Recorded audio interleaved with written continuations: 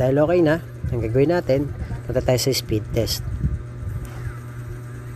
Kapag wala pa kayo nito, pwede po kayo mag-download sa Play Store. Yan. So makita nyo yung ping natin or MS nasa 18 lang. Pero yung download natin, pumapalo siya ng 40 or 50. Okay, depende po yan sa area. So dapat yung download natin nasa 15 pataas at yung inyong upload ay nasa 10 pataas. Okay, basta yung ping nyo nasa 15 to 25 ms lang. Okay, so pasok yung ating ping, nasa 18 lang. At yung upload natin halos doble. So dapat nasa 10 lang yan. Pero kung makita nyo doble. Kapag ka mas mataas pa dito yung inyong APN mga boss kaysa sa akin o yung internet speed nyo, mas maganda. Okay, kasi kaya nyo mag-play ng 12 hours video na naka 1080p. So try natin siya sa YouTube. Pa-play tayo. Okay, punta tayo sa YouTube. Then 12 hours video. Then ito yung pa-play natin mga boss kasi ito yung madalas kong i-play. So wait lang po natin. Skip natin tong ating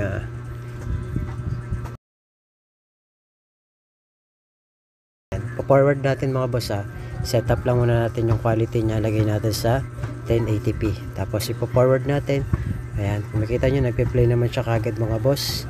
Okay, so yung bilis na ito mga boss ay nakadepende pa rin po sa area nyo. Okay, hello mga boss, welcome back dito sa ating YouTube channel. Kumusta?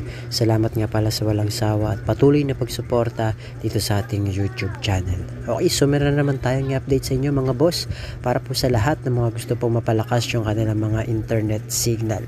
Okay, so kung kayo po ay taga-probinsya at alam nyo pong dead spot dyan sa area nyo, pwede po kayong pumunta sa bayan or sa palengke or kung saan man po kayo makakasagap ng maganda-gandang signal para masubukan nyo po itong ating video tutorial.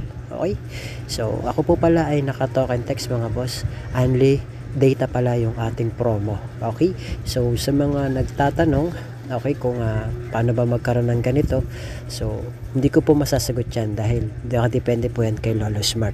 Ngayon kung meron po kayong smart or talk and text, mapaluman yan, luma man o bago yung inyong SIM card na gamit ngayon at hindi nyo alam kung meron ba kayong only data, okay, pwede nyo po siyang i-check.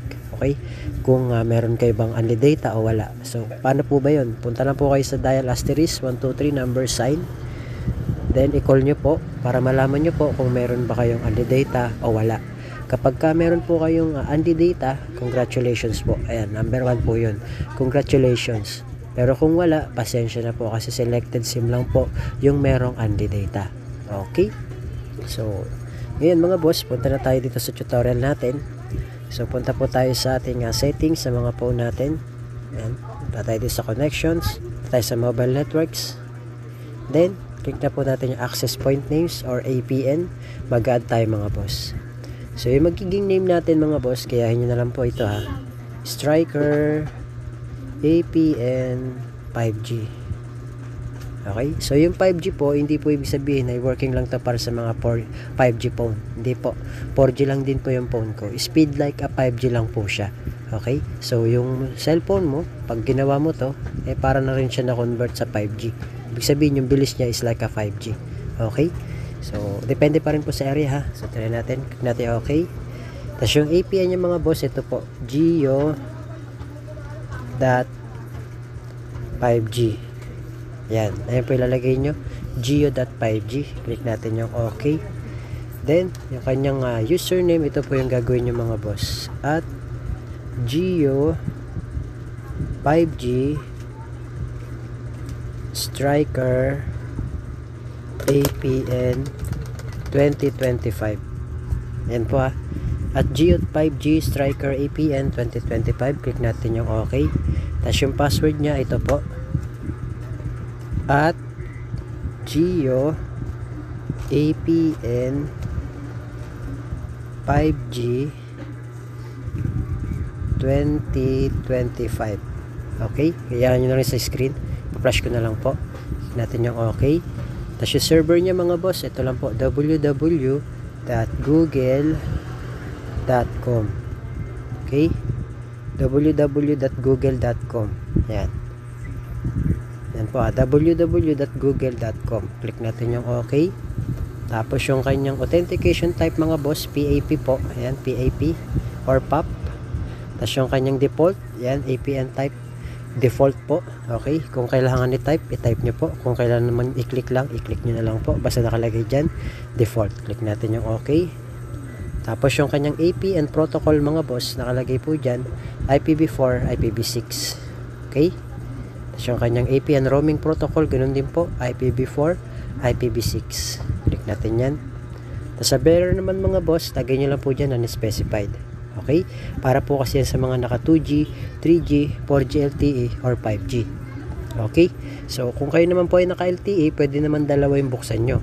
Unspecified tsaka LTE. Pwede rin naman LTE lang. Okay? So, option nyo na lang po yun. Pero sa atin kasi, unspecified para po sa lahat. Okay? Click natin yung okay. Then, isi-save na po natin siya mga boss. Click natin yung save. Then, i-click na po natin yung ginawa nating APN para siya yung maging default natin na APN.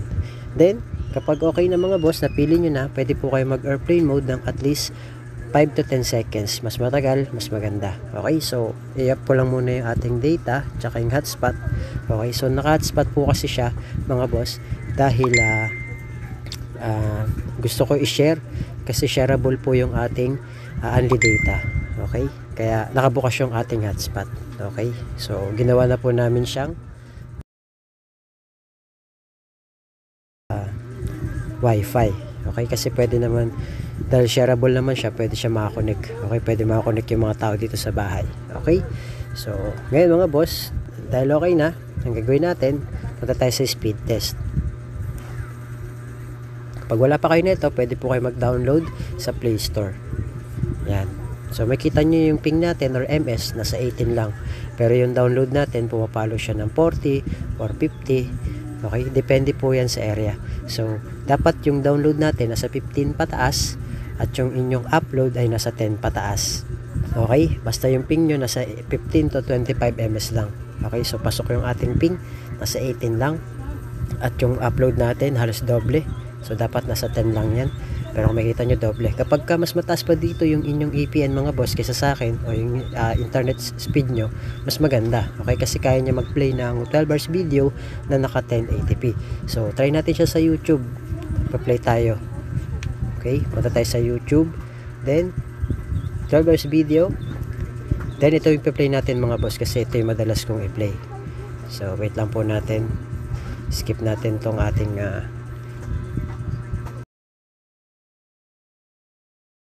yan. Pa-forward natin mga boss setup lang muna natin yung quality niya. Lagay natin sa 1080p. Tapos ipo-forward natin. Ayan. Kung makita nyo, nagpe-play naman siya kagad mga boss. Okay. So, yung bilis na ito mga boss ay nakadepende pa rin po sa area nyo. Okay. Depende pa rin sa lakas. Depende pa rin sa area. Okay. So, mga boss, I hope na gumana po sa inyo tong video tutorial natin. Ayan. Kung makita nyo. Kahit i-forward natin siya, nagpe-play kagad. Naka 10 hours, 12 hours video tayo na naka 1080p mga boss. Okay? So, I hope na gumana po sa inyo tong video tutorial natin. Mag-feedback po kayo kung working o hindi. Okay? So, good for all networks yan. Pwede yan sa Dito SIM. Okay? So, yun lang mga boss. Maraming salamat. Thank you. God bless you on my next video.